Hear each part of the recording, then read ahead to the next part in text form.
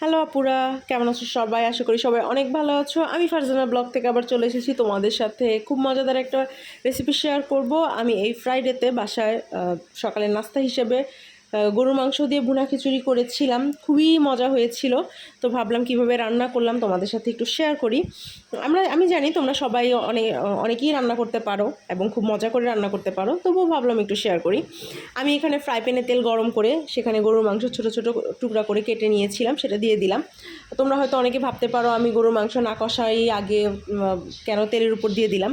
আমি এটা আগেও বলেছি, আমার হাতে যখন সময় কম থাকে তখন আমি মাংসটাকে আগে তেলে দিয়ে মাংসটাকে আমি একটু হালকা ভেজে নিয়ে মাংসটার মধ্যে মশলা আস্তে আস্তে দিই। সেক্ষেত্রে আমার মাংসটা রান্না হতে থাকে, আলাদা করে আমাকে মাংস কষানোর প্রয়োজন হয় না এবং মাংসটা সেদ্ধও হয় ভালো। তোমরা এটা করে দেখতে পারো। আমি যখন সময় কম থাকে সেটা করি। আমি যেহেতু সকালের জন্য রান্না করতেছি, এই জন্য আমার হাতে একটু সময় কম, তো আমি মাংসটা এর জন্য আগে দিয়ে দিয়েছি। এখন আমি এখানে পেঁয়াজ কুচি অ্যাড করে দিয়েছি, বেশ অনেকগুলো পেঁয়াজ কুচি দিয়েছি, কারণ আমি এখানে যে পরিমাণটা মশলার যে পরিমাণটা দিব সেটা কিন্তু এখানে আমার মাংসের সাথে আমার চাল অ্যাড হবে, এখানে মাংসের সাথে আমার ডাল অ্যাড হবে। তো মশলার পরিমাণটা কিন্তু তুলনামূলকভাবে একটু বেশিই হবে, কারণ যখন আমি চাল এবং ডাল দিব তখন যেন ব্যালেন্স হয়ে যায়। কারণ আমি খিচুড়ি রান্না করব। এখানে এখন আমার পেঁয়াজটা একটু নরম নরম হয়ে এসেছে। এই পর্যায়ে এখন আমি আদা বাটা রসুন বাটা দিয়ে দিয়েছি। আমি আদা এবং রসুন একসাথে বেটে ফ্রিজে রেখে দিই। এখন আমি পরিমাণ মতো একটু লবণ দিয়ে দিলাম। এখন আমি এখানে হলুদ এবং ধনিয়া আমার মিক্স করা থাকে বাসায়, সেটা আমি অ্যাড করে দিলাম। এখন আমি এখানে জিরা গুঁড়া অ্যাড করে দিচ্ছি। তোমরা যারা জিরা বাটা খাও তোমরা এখানে জিরা বাটা অ্যাড করে দিবে। এটা কিন্তু ভাজা জিরা না, আমার এই জিরা গুঁড়াটা কিন্তু ভাজা না, শুধু আমরা রোদে জিরাটাকে একটু শুকানোর পর আমি এটাকে ভেজে নিয়ে ব্লেন্ডার করে নিয়েছি, গুঁড়া করে নিয়েছি। এখানে আমি গরম মশলা দিয়ে দিয়েছি একটু বেশি পরিমাণে। পরিমাণটা মশলার পরিমাণটা দেখতেই পারতেছো তুলনামূলকভাবে একটু বেশি, কারণ আমি এখানে যখন চাল দিব যেন আমার মশলাটা ব্যালেন্স হয়ে যায়, যেহেতু খিচুড়ি রান্না করব। এখন আমি এখানে দেখতেই পারতেছি অলরেডি মাংসটা কিন্তু আমার কষানো হয়ে গেছে, তাই আলাদাভাবে আর কষানোর প্রয়োজন নাই। আমি এখন এখানে ঝোল দিয়ে দিয়েছি। এই ঝোলটাই কিন্তু এখন আমার মাংসটাকে সেদ্ধ করবে, আমি আর কষাবো না। এইটাই এখন আস্তে আস্তে ঝোলটা কমে আসলে সেখানে আস্তে আস্তে আমি ডাল দিয়ে এবং চাল দিয়ে দিব। এখন আমি এভাবেই এখন রান্না করব। এখন আমি ডালের চলে যাচ্ছি। আমি এখানে মুগ ডাল এবং মশারির ডাল একসাথে দিয়ে আজকে রান্না করব।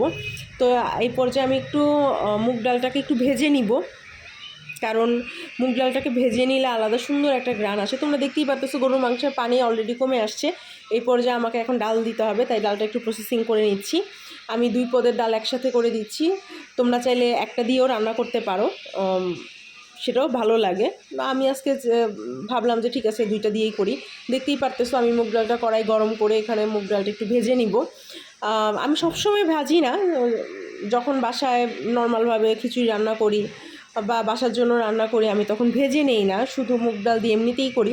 তবে আজকে কেন যেন চাচ্ছিলাম যে একটু স্পেশাল কিছু করি, সকালের নাস্তা হিসেবে সবাই খেয়ে যেন বলে হ্যাঁ অনেকের টেস্টি হয়েছে। তো আমি এর জন্য আজকে মুগ ডালটা ভেজে নিলাম। মুগ ডালটা ভেজে নিলে খুব সুন্দর একটা ঘ্রাণ আসে, ভালো লাগে, টেস্টি হয়, খিচুড়িটা খুব মজা হয়। এখন এই পর্যায়ে তোমরা দেখতেই পারতেছো পানি আছে গরুর মাংসের মধ্যে, কারণ আমার ডালটাও কিন্তু আমি একটু সেদ্ধ করতে চাচ্ছি। এই জন্য আমি এই পানি অল্প অল্প পানি আছে, এই পর্যায়েই আমি ডালটাকে দিয়ে দিয়েছি।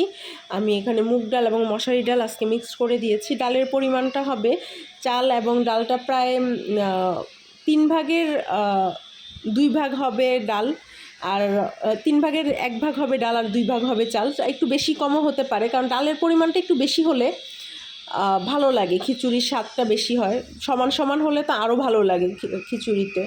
আমি চেষ্টা করি ডালটা একটু বেশি দেওয়ার জন্য। তোমরা দেখতেই পারতেছো যে অলরেডি কিন্তু আমার ডালটা 80% হয়ে গেছে, কারণ আমি আজকে পোলাওর চাল দিয়ে খিচুড়ি রান্না করব। দ্যাটস ওয়াই আমি পোলাওর চাল কিন্তু খুব তাড়াতাড়ি সেদ্ধ হয়ে যায়। তো এই জন্যই আমি এখানে মাংসটা তো আগে রান্না করেই নিয়েছি, মাংসটাও আমারও হয়ে গেছে, আমি ডালটাকেও আগে দিয়েছি। যদি তোমরা ভাতের চাল দিয়ে রান্না করো সেক্ষেত্রে ডাল আগে দেওয়ার প্রয়োজন হবে না, তোমরা চাল এবং ডাল একসাথে দিতে পারো, কারণ ভাতের চাল দিয়ে রান্না করলে পানিটা বেশি দেই, সেক্ষেত্রে ডালটা তখনও সিদ্ধ হয়ে যায়। যেহেতু আমি পোলাওর চাল দিয়েছি আমি পানি অত দিব না। আমি এখানে খুব অল্প পরিমাণেই রান্না করব, কারণ যে আমি চাচ্ছি শুধু সকালের নাস্তা হিসেবে, এটা যেন দুপুর পর্যন্ত খেতে না হয়। অল্প পরিমাণে রান্না করলে জিনিসগুলো কিন্তু স্বাদও লাগে, টেস্টি লাগে। বেশি রান্না করলে আমার কাছে মনে হয় যে ব্যালেন্স থাকে না, স্বাদ ভালো লাগে না।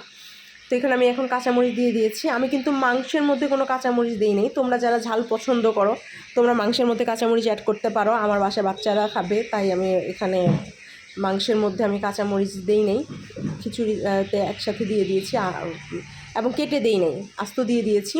এখানে পানি দিয়ে দিয়েছি, তারপর পানিটা পোলার চালের পরিমাণে দিয়েছি, যতটুকু আমরা পোলাও রান্না করবো ততটুকু পরিমাণে। আমি কর মেপে দিই, আমি 1 কর পানি দিয়েছি। এখন এখানে দেখতেই পারতেছো আমি ধনেপাতাও দিয়ে দিয়েছি, এখানে আমি ঘি দিয়ে দিয়েছি, খুব সুন্দর ঘ্রাণ এসেছে। আমি অলরেডি আমার হয়ে গেছে, খুবই স্বাদ। তোমরা দেখতে পারতেছো আমার অলরেডি মাংস খিচুড়ি রান্না হয়ে গেছে।